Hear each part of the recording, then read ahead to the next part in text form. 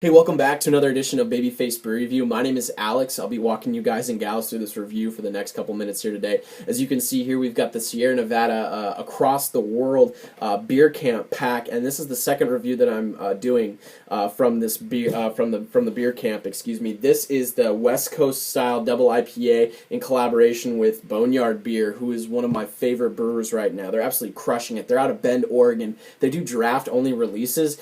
Tony Lawrence is the founder of Boneyard. He has some experience actually at Deschutes. He was a ski bum out at Mount Bachelor, if you know the Bend area there, and was working cleaning kegs at Deschutes Brewery and was brought up through the beer industry that way, and the rest is history. And now his child here is Boneyard Beer, and they just do some awesome stuff. If you hadn't had their RPM, which is a single IPA, it's one of the cleanest, smoothest drinking IPAs out there. It's absolutely fantastic. One of my go-tos when I'm out at a bar and they've got it on tap or whatnot. I wish they can, but not yet. But anyway, this beer clocks an 8.2%. It's a double IPA. This is the West Coast-Style Double IPA, as the name suggests. IBU content is 65. I've got a few different malt and hop varieties here, so I'll list them off for you. The bittering hops are Cascade, and then they're finishing with Mosaic, Citra, and Centennial. And the malt base is two-row pale, Pilsner, Munich, Accidulated, and Flaked Barley. And they're also using farm-distilled hop oil. So some really cool stuff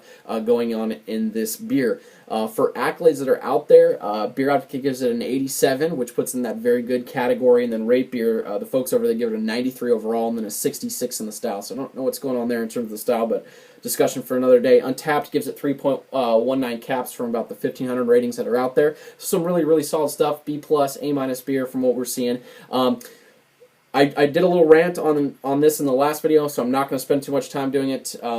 This beer came out, at least at the shop that I got it at, a couple days ago. Today's date is June 2nd. This was packaged on 4/26/17, so we're like a month old and some change. It was kind of frustrating, but you know what? We'll save that soapbox and opera for another day. But just kind of frustrating. And then on the package here, it's packaged on 5/19/17. So it means the beer sat around and they put it in the package then, and then it took a couple more weeks to get out. But Sierra Nevada's always had that problem, so we'll just leave that to some other people to rant about.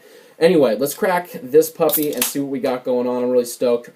Like I said, I'm a big Boneyard fanboy, and if you haven't had it, definitely try to get your hands on some. I know it's tough with having draft-only accounts. Pouring a very, very nice light goldenish sunset color. Pretty solid clarity there. You can kind of see me through the glass for the most part there. Nice two finger head there, pretty tightly compact bubbles. Getting a little soap sudsy towards the top there, but really, really nice. Kind of bone marrow, just off-white eggshell color in complexion. See if we swirl it around, we'll get any glass lacing. Yeah, we definitely do get some glass lacing on there, you can see already. Pretty mild carbonation streaming up from the bottom there. There is some active carbonation in that, though. But a really nice-looking beer. Lighter than I expected. I know that the picture here is not doing it justice, but it definitely is lighter from in the screen to in person right here. So let's get into aroma and smell, because it definitely smells nice. Yeah, getting some nice floral qualities to this one. There's some orange zest, some orange peel rind there. Definitely some grapefruit notes as well, no doubt about that. A little bit of like this melony quality to this as well. Definitely getting some piney notes, pine needle. A little bit of like leafy grassiness to this. Some lemon. Definitely a little bit like bready, crackery malt, some malt sweetness. Maybe a touch of that resinous hop quality. Yeah, it's nice. It smells really nice, actually. No alcohol at all. Anyway, cheers, bros. Let's dive into the West Coast the West Coast-Style Double IPA by Boneyard Beer and Sierra Nevada.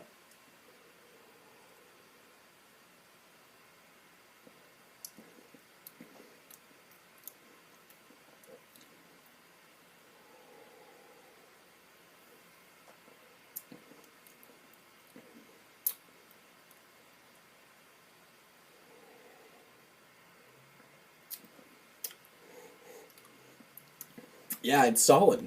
Yeah, very solid.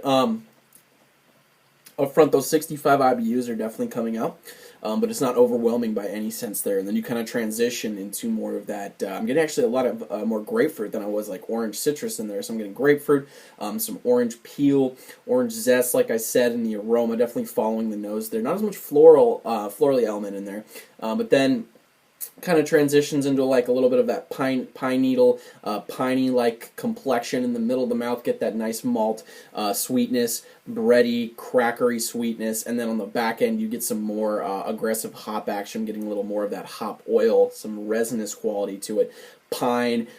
Grassy notes, a little bit of florally notes coming out as well. So you kind of start going, and excuse me, I get a little bit of melon as well up front. There definitely is some melon to that blended in with that grapefruit. So you kind of get that melony, citrusy thing going on, a little bit of pininess, and you get in the middle of the mouth that malt, crackery sweetness along with a little bit of that breadiness, and then on the back end getting more of that piney, resinous hop oil along with those grassy notes that I was talking about. Alcohol, it does finish nice and dry. There is a little bit of alcohol detected on the back end, that's for sure, but it's nothing that's warming or overwhelming in any sense.